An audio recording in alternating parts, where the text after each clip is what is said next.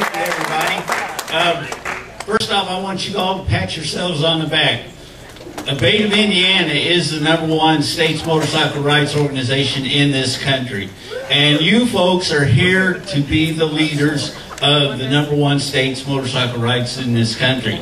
So you have a pat on the back coming to you. In September, I went to MRF's meeting of the minds up in Minneapolis, Bloomington, Minnesota, actually. And I went to a breakout session, and the first thing they said at the breakout session was, this is the way it is unless you're from Indiana. And I wondered, what the heck is coming on now? But the lady went on to talk about that 1% of registered motorcyclists in most states are members of states motorcycle rights organization. After I got back, I talked to Jay, and we figured out with the numbers we're supposed to have registered in Indiana, ABATE of Indiana is at 10%, which we still got a long way to go, but we're doing pretty good. Okay, look in your packet. There is the ABATE of Indiana LINC frequently asked questions. One of the first questions asked is, what does LINC stand for? It's the Legislative Information Network Committee. And I ask this next question every year. Who is on that committee? Everybody. You are all on that committee. That means everybody is important. What is the easiest way to be active on the committee? Do you need to come to meetings and all that? Well, you do need to come to your region and your county meetings. But the easiest way to be active on the LINC committee is to join a phone tree. Does everybody know what a phone tree is? And if we will need that, it'll be very important because of legislative information that needs to be passed out. We've been very lucky in Indiana that we've not really had to use that phone tree for several years, but we do want to keep them where we can use them if the need comes up. What is the phone tree? Well, we just talked about that. It is a network of active members that can disperse legislative information by phone. Are phone trees important? Yes, they are important. They are the quickest and easiest way to alert the members of pending legislation in Indianapolis, or if we need to, on federal level. Our state newsletter, the Hoosier Motorcyclist, has a lot of great information in it, but the deadline for that is a month before it comes out. So it's very hard for the information to quickly be put in there as quickly as it can by a phone tree. How do you get on a phone tree? What do? You go to your county rep or your region director and volunteer and say, hey, I want to be on the phone tree.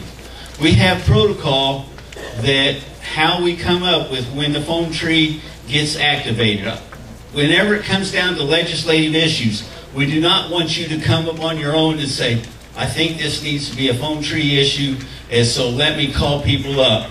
We have a protocol where the state is a whole line of people that goes through, and it can be done in just a matter of minutes to get the information going and then get to you. So do not volunteer yourself to call up on legislative information unless you get a call from your county rep or your region director telling you to activate the tree and what the information is. Okay, does anybody have any questions about phone trees? I don't have that with me. I don't remember it all. It's a long Jay Jackson will call me, and then I'll call some other people, and then it gets decided, and then I'll call region directors, and Lisa will call region directors in the north, and then the region directors will call the county reps, and the county reps will call their members on their phone trees. That's basically the way it goes. Okay, that's the phone trees, and that's the important part we got going on for our state to get the legislation out. Now, another thing we've got to be concerned about is being friendly with the legislators that do affect our riding rights and freedoms. One of the big things that, if you read my column in the newsletter, that I often put in there is attend state legislators' town hall meetings. It's a very good time to meet with them. Usually, there's not very many people there. You can hang around, wear an ABATE shirt. I highly recommend wearing an ABATE shirt. Be nice, hang around, talk to them, tell them you're from ABATE. If we have nothing going on, just go up and congratulate them. Say, thank you, I'm with ABATE, I'm a member. We like to have your support if anything does come up. They will remember you. They remember ABATE of Indiana because of ABATE Day at the State House, when we get so many people there, how well we are behaved and how we do look like bikers. So do not be afraid to go looking like a biker. Bikers, they got black shirts and beards, the dudes do.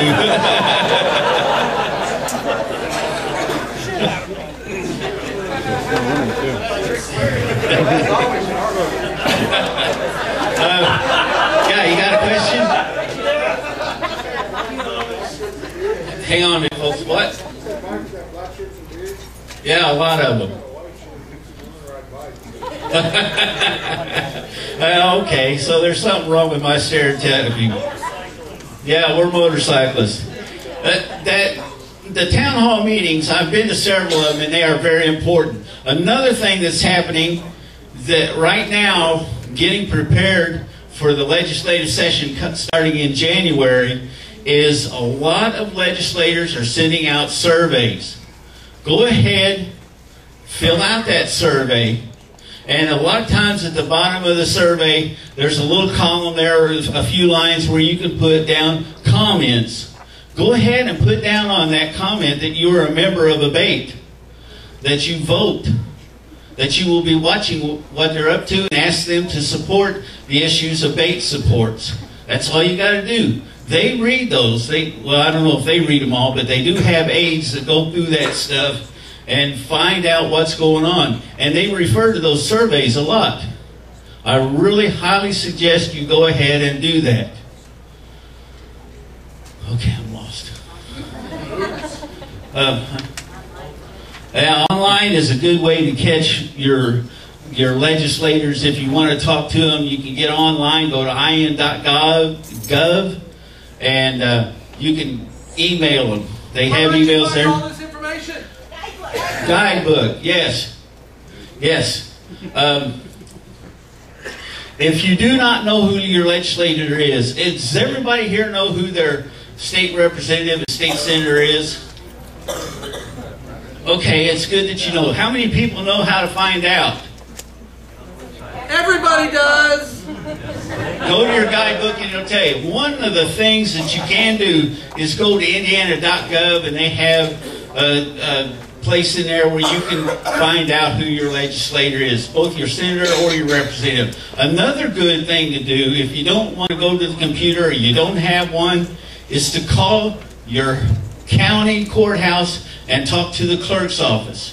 The clerk's office is very involved with local politics because it's their bread and water, and they can help you find out who your representative is or your senator is. I have used that very often. If you need to know if there's an election coming up, who's going to be on the ballot, they can tell you who the ballot's going to be. And speaking of elections, next year, every member of Indiana's House of Representatives comes up for vote, comes up for re-election. So, and some of the senators, the representatives are on a two-year cycle. Every 2 years they get voted in or out. Their election comes up. The senators, it's a 6-year, I believe, and they don't happen here. 4 years in Indiana? 6 years federal. I knew one of them was 6. But they don't always come up every year at the same time. But some of them are ready to come up, and some federal senators are ready to come up. So be prepared. Find out what you need to. If you can't find out who your legislator is, contact me and I can help you find out.